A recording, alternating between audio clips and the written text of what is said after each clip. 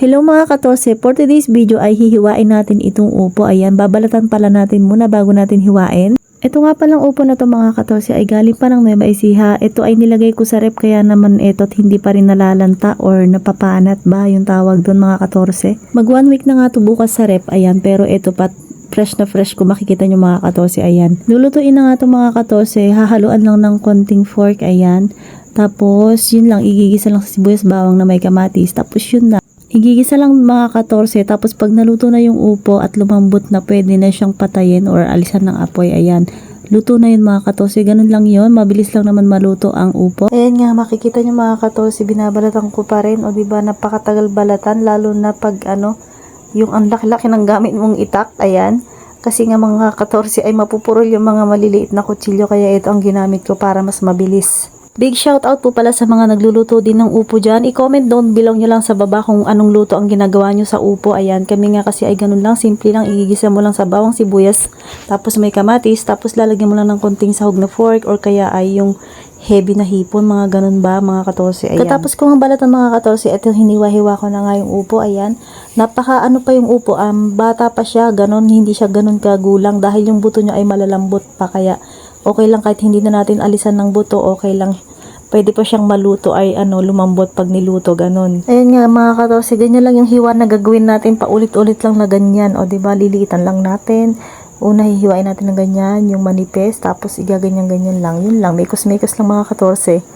Ayan, kung makikita nyo nga mga ka-14, konti na lang yung aking hihiwain. Tapos, pinabilis ko na rin yung pag-edit ko dito, yung pag-video ko. Ayan, kaya naman talagang mabilis ang kilos.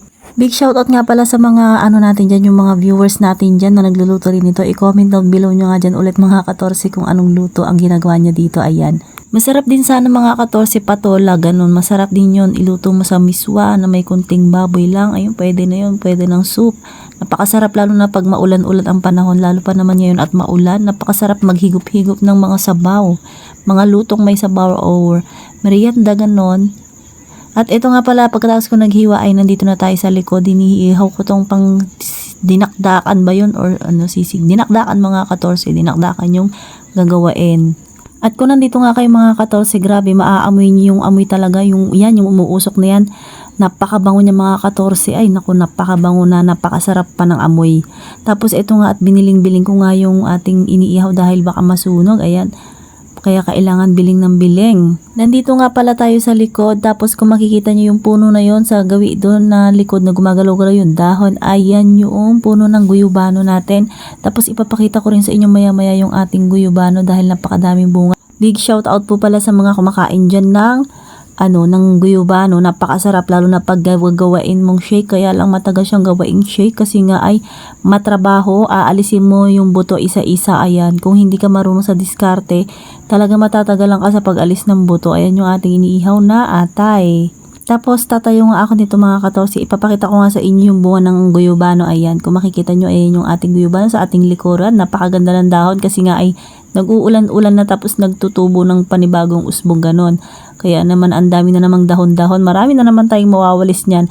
At ito nga mga ka-14, yung guyubano, pinaghahawakan ko nga isa-isa. Pero yung iba hindi ko nga abot, nasa taas as nasa kabilang bakod. Doon pumunta yung sanga na merong may bunga. Pero sabi nila meron na daw na hinog na bunga, kaso nga lang ang tabang hindi namin alam kung nasa tamang gulang na ba yun para mahinog ng ganun dahil sobrang tabang namang walang kalasa-lasa. Samantalang napakatamis ng bunga nito mga ka-14. At ito na nga yung ating iniihaw kanina nagawa na, diba? Ang sarap, dinakdakan pala yan mga ka-14, diba? Nakakatakam sobra. Tapos mga ka-14, ito na nga rin pala yung upo na binabalatan ko kanina tapos hiniwa-hiwa. Ayan na siya mga ka-14, o diba naluto na.